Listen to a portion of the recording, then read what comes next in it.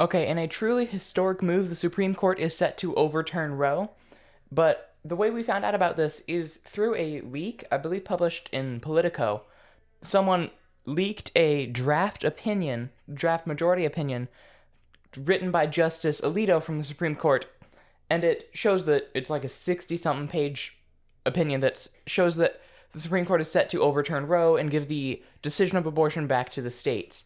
And that is a good thing. I'd actually go further to say that the federal government should enforce that abortion is illegal because there is a right to life, liberty, and the pursuit of happiness. If you don't know how our Constitution works, any authority not taken in the federal Constitution is given to the states, and the authority of life, liberty, and the pursuit of happiness, specifically that life part, is given to the federal government, so that is something they should enforce.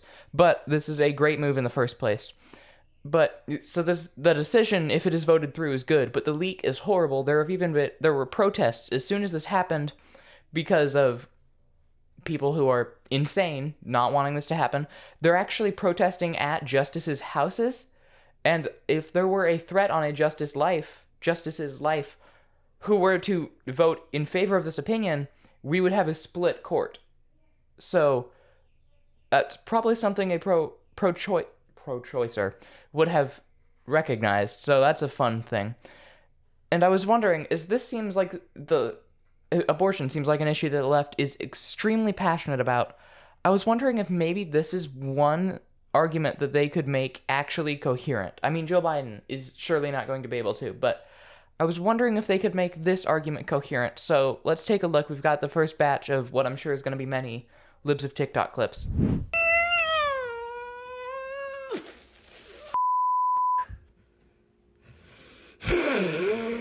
This abortion law goes beyond a woman's issue, and it goes beyond anything you can ever imagine. The societal implications of this are going to be insane. The amount of just pain and damage this is going to cause, and the full ability to tell a woman what she can and can't do with her body. And we're going back into a Handmaid's Tale society here. All of you women.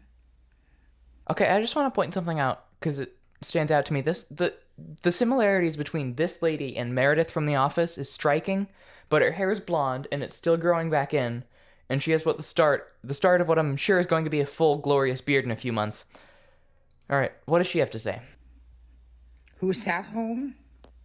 All you young girls, adults over 18 years old who did not go out and vote, who did not think that you need to protect your womb. We're now back in the dark ages. Okay, the good news is that sounded very coherent. So I'm sure this will make the left win the election, crying about every issue they don't like. Let's get to some big headlines from this week. Alright, I want to take a small moment to look at the Johnny Depp defamation case and what it shows about cancel culture and politics more broadly. So to start off, Amber Heard's lawyer should just lose his law degree and be fired forever. His case is so stupid. I remember actually watching live as he contradicted himself while questioning the same witness about a Q-score chart. But there's really one funny clip that I want to put in here. Heard's incompetent lawyer objected to his own question. So take from this what you will. You didn't know what could cause damage to Mr. Depp's hand while you were there on March 8th, correct? Dr. Kipper told me he sustained an injury on one of his fingers. Objection, hearsay. Wait, you asked the question. Okay. Next question. Okay, you said... What the heck was that? What? Was that like a Joe Biden moment and he forgot what he was doing? Or is he objecting because he knows there's going to be some incriminating evidence coming? I think probably the latter option is much more likely, but here's what I want to talk about. Johnny Depp is certainly the victim of a form of what we have started calling cancel culture. For context, a few years ago, Amber Heard released articles saying she was, quote, a victim of domestic abuse and blah, blah, blah, she's a lying liar face. This caused all of the... Why did I put liar face in the script? This caused all of the movies Depp was going to be in to stop hiring him. Right, the Pirates of the Caribbean movie stopped. He was going to be in the new Fantastic Beasts movie, which I don't recommend watching, but they wouldn't hire him because of these articles, which, as we've seen in this case, are plainly untrue. Amber Heard admitted in audio recordings, which is a great sign of a healthy marriage when you're constantly filming the other person, but she admitted in recordings to, quote, hitting him. That's just what we've seen, so her allegations are completely false. But also, everyone just immediately listened to the woman, that happened, in the situation, no one even thought to listen to Johnny Depp at all. And that's what the political landscape has become in America. And now, when we get witnesses to testify, we learn that Heard is the horrible one. She actually seems quite like a sociopath, and I say that not in a joking way. I mean, Depp has his problems, alcohol abuse, drug abuse, and he seems to regret it, actually, making him a bit of a better person, I'd say. But Heard, she seems to just be a crazy person, like, literally a crazy person. She actually pooped in Depp's bed for reasons unknown. Alright, we can talk about this more when we see how the case plays out. I'm fully on Johnny Depp's side here. Wednesday was May 4th, Star Wars Day, and the Biden administration thought that was a good opportunity to lie about their accomplishments, as they take every day to lie about their accomplishments.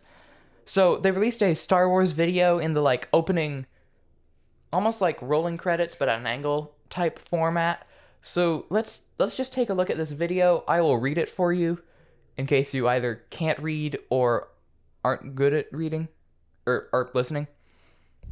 Alright, this says Biden delivers in big text.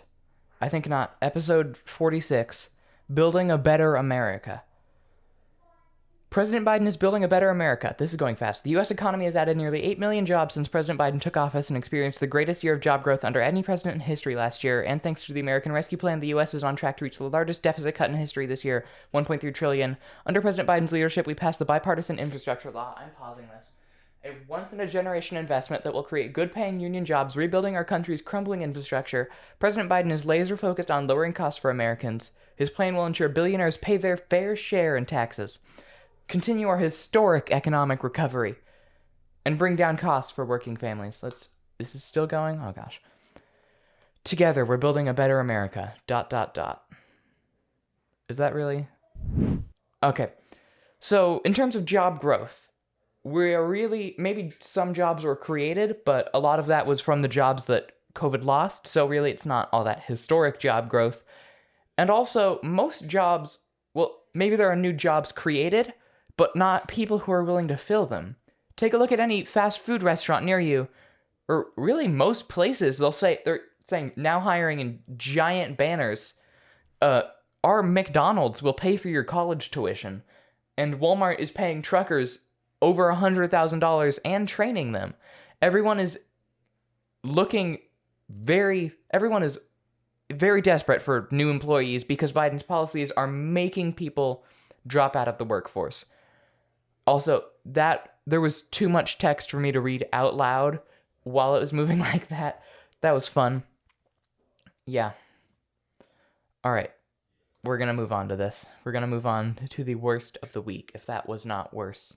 Worse? Bad? Bad enough. All right, let's take another look at Jen Psaki. I have to enunciate that well. I know a few weeks ago we covered her conflict of interest, as she is going to MSNBC soon, and yet she's still a White House correspondent, answering questions of MSNBC and the rest of the media. But this time we turn again to the Supreme Court's decision to overturn Roe. Psaki seems to never give a straight answer, and she won't in this clip. It's a little long, but bear with me. If the Supreme Court does move to strike down Roe, should Americans be prepared to accept that decision as legitimate, and would President Biden accept that decision as legitimate?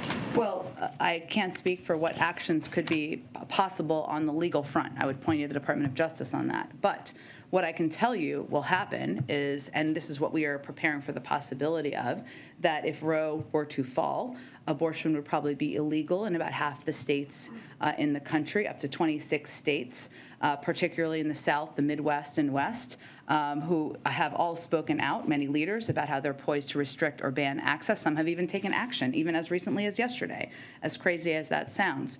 And depending on the court's decision, 13 states even have trigger laws. Trigger laws mean they would basically immediately put in place bans. And as a result of all of this, tens of millions of women may lack access to reproductive health care services as soon as this summer, if that were a decision to be made. I'd also note, and as we're thinking about and working with not just the Gender Policy Council, but also the Department of Health and Human Services, also members on the Hill, also the Council's office, what we're really focused on is the impact this would have. It would dramatically reduce access to reproductive care, particularly for women with low incomes, women of color, women in rural communities. We know that 75% of those seeking abortions are living at or below 200% of the poverty level. And the majority of patients seeking abortions identify as Black, Hispanic, and AAPI. So if you look at the 26 states, let's take for example, or the 13 to 26 depending, and you look at a map, that means that women, the majority of whom are below that poverty level and are Black, Hispanic, or AAPI, are going to be forced to figure out how to travel, how to take time off of work, how to get childcare. It is a prohibitive cost. It will not be safe, and that is what we are focused on working to address as we're making policy decisions and considerations. It sounds like you're saying then that's a yes, he would consider this a legitimate decision. Well, there is not even a decision yet. We don't know the validity of we know that this is a leaked document. It is not the final opinion, so I just can't speak to that hypothetically. She refuses to answer the simple question. Will the president accept this decision as legitimate? Twice. She twice refuses to answer that decision. Or that question. And that just makes me think that she isn't actually going to accept that, nor is the president, but he doesn't spend all that much time... Oh, you know the thing. What's the word? Oh, awake? He doesn't spend all that much time awake, so he's not going to spend all that much time accepting or rejecting the decision. But here's the thing. The White House just seems to get away with lying or avoiding questions deliberately all of the time. For no apparent reason, the mainstream media just doesn't call them out on it. But the reason actually is apparent. They don't want to lose all of the money they are making by preserving the interests of left-wing politicians. And we need more people like Peter Doocy to keep calling them out on it. But until they are honest, both Psaki and the entire White House are the worst people this week. Thanks for watching and or listening. Go get him.